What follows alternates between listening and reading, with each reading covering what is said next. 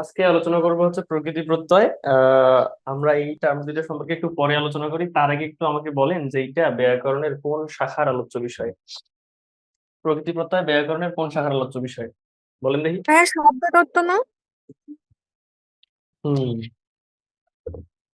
শব্দতত্ত্ব বা রূপতত্ত্ব। শব্দতত্ত্ব বা রূপতত্ত্ব, এটাও কিন্তু একটা প্রশ্ন বারবার আসে। ওই ব্যাকরণের আলোচ্য বিষয় এটা এই জায়গাটা থেকে প্রশ্ন আসে মোটামুটি। তো আসেন আমরা একটু দেখি যে প্রকৃতি প্রত্যয়টাকে ভাঙলে আমরা কি কি পাবো, কোনটা প্রকৃতি কোনটা প্রত্যয়। দেখেন তো, হাতাকে যদি আমরা ভাঙি তাহলে কি পাবো? হাত যোগ তাই না? প্লাস হাতা হাতা। আর চলন্তকে ভাঙলে আমরা কি কি পাবো? চল চল প্লাস যোগ অন্ত। অন্ত। তো দেখেন, এই যে দুইটা আমরা লিখলাম, দুইটার মধ্যে হাত আর চল দুইটার মধ্যে কোনটা দিয়ে কাজ করা বোঝায় বলেন তো? হাত দিয়ে নাকি চল দিয়ে? চল দিয়ে। চল দিয়ে। হ্যাঁ, চল দিয়ে, তাই না? তার মানে যেটা দিয়ে কাজ করা বোঝায় এটাতে আমরা একটা ধাতু চিহ্ন দিয়ে দিব, ঠিক আছে? তাহলে চল দিয়ে কাজ করা বোঝায়, এই জন্য এটাতে আমরা ধাতু চিহ্ন দিলাম। তার মানে আমরা বুঝতেছি যে যেটা দিয়ে কাজ করা বোঝায় সেটা হচ্ছে কৃৎ প্রত্যয়, ঠিক আছে? তার মানে এই যে শুরুর যে অংশটা, এটাকে আমরা বলতেছি হচ্ছে প্রকৃতি। প্রকৃতি। আর শেষের যে অংশটা, এইটাকে আমরা বলতেছি হচ্ছে প্রত্যয়। হ্যাঁ, তাহলে কোনটা প্রকৃতি কোনটা প্রত্যয় আমরা তো বুঝলাম। এখন যেটা দিয়ে কাজ করা বোঝাচ্ছে এটা হচ্ছে ক্রিয়া প্রকৃতি। এটা হচ্ছে ক্রিয়া প্রকৃতি। আর যেটা দিয়ে হচ্ছে এমনি জাস্ট একটা নাম বোঝাচ্ছে এটা হচ্ছে নাম প্রকৃতি। ঠিক আছে, নাম প্রকৃতি আর ক্রিয়া প্রকৃতি। এবং নাম প্রকৃতির সাথে যে প্রত্যয়টা অ্যাড হয় এটাকে আমরা বলি হচ্ছে তদ্ধিত প্রত্যয়। ভাইয়া, হ্যাঁ। প্লিজ কিছু মনে কইরেন না, এই যে ব্লু কালারটাকে একটু চেঞ্জ করা পসিবল? মানে কালোর উপরে ব্লুটা ফুটতেছে না। আচ্ছা আচ্ছা আচ্ছা, ঠিক আছে। এবার ঠিক আছে? আমি কি এগুলো মুছে দিব না এগুলো ঠিক আছে এই পর্যন্ত? মানে যেগুলো লিখছি এগুলো শুরু করবো নাকি ঠিক আছে? হ্যাঁ, যা লিখছেন থাক, অসুবিধা নাই। তাহলে দেখেন আমি একদম শুরু থেকে আবার বলি, হাতাটাকে ভাঙলে আমরা পাবো হাত যোগ চলন্তটাকে আমরা ভাঙলে পাবো হচ্ছে চল যোগ অন্ত।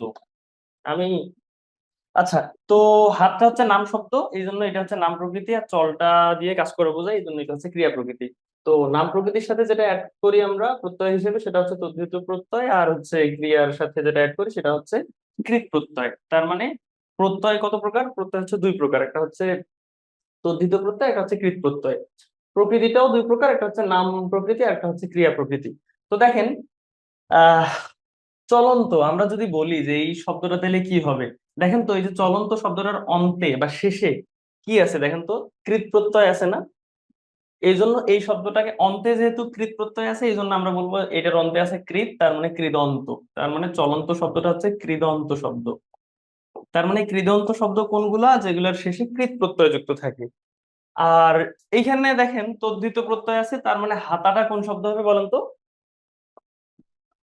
তদ্ধিতান্ত। হাতাটা তদ্ধিতান্ত। তাহলে কোনটা কৃদন্ত কোনটা তদ্ধিতান্ত এটা কি আমরা বুঝতে পারছি?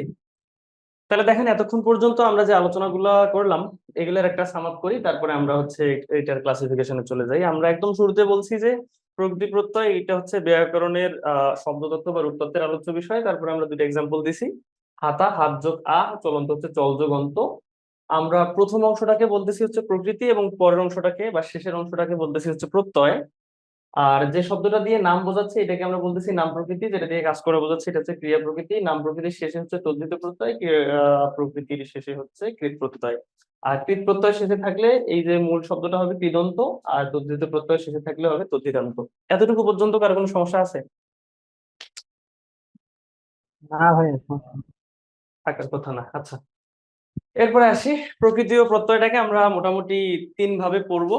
একটা হচ্ছে খাঁটি বাংলা, একটা হচ্ছে সংস্কৃত বা তৎসম, আর একটা হচ্ছে বিদেশি, তাই না?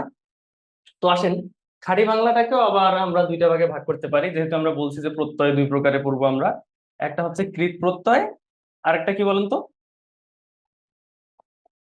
তদ্ধিত প্রত্যয়, তাই না? তদ্ধিত আবার প্রত্যয়। সংস্কৃতটাকেও আমরা দুইটা ভাগে ভাগ করতে পারি, একটা হচ্ছে সংস্কৃত কৃৎ প্রত্যয়, একটা হচ্ছে সংস্কৃত তদ্ধিত প্রত্যয়। আবার বিদেশিটা এইখানে আবার আমাদের কাজ একটু কম, এখানে কোনো কৃৎ কৃৎ কিছু নাই, এখানে জাস্ট একটা তদ্ধিত আছে, তদ্ধিত। এখন দেখেন, আমরা প্রকৃতি প্রত্যয়ের যে এই যে খাঁটি বাংলা আর হচ্ছে বিদেশি, এই জায়গাগুলোতে কোনো রকম কোনো চেঞ্জ হয় না। হ্যাঁ, আমরা একদম শর্টকাটে বলতে পারি যে খাঁটি বাংলায় কোনো রকম চেঞ্জ হয় না, নো চেঞ্জ। আর বিদেশির ক্ষেত্রেও কোনো রকম চেঞ্জ হয় না, নো চেঞ্জ। তার মানে এগুলা জাস্ট আমরা দেখবো আর চিনে ফেলবো। ঠিক আছে, আমরা আগামী কয়েক মিনিটের মধ্যে খাঁটি বাংলা আর বিদেশিটা পাঠ শেষ করে ফেলি। দেখেন, কৃত প্রত্যয় আমরা জাস্ট হচ্ছে তুই দিয়ে একটা কমান্ড দিব। কি দিয়ে কমান্ড দিব বলেন তো? তুই দিয়ে। ঠিক আছে। আর কৃত প্রত্যয় মানে তো বুঝতেছেন, যেটা অবশ্যই কাজ করা বোঝাবে। তো দ্বিতীয় প্রত্যয় এখানে নাম টাম থাকবে। তো আসেন আমরা কিছু এক্সাম্পল প্র্যাকটিস করি। আমরা বলছি, আচ্ছা আচ্ছা, এক্সাম্পলের আগে একটু দেখেন যে শব্দ ও ধাতুর মূলকে কি বলে। ধাতু মূলকে কি বলে বলেন তো? ধাতুর মূলকে প্রকৃতি।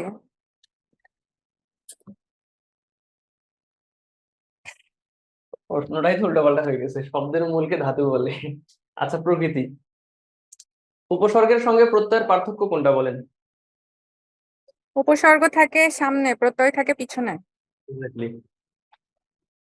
ক্রিয়া বা ধাতুর পরে যে প্রত্যয় যুক্ত হয় তাকে কি প্রত্যয় বলে? ধাতুর পরে কৃত প্রত্যয়, তাই না? প্রত্যেকটাই কিন্তু ভালো ভালো জায়গায় আসছে। তারপর প্রকৃতি প্রত্যয় বাংলা ব্যাকরণের কোন শাখার আলোচ্য বিষয়? এটা আমরা জানি যে হচ্ছে রূপতত্ত্ব বা শব্দতত্ত্ব, তাই না? আচ্ছা,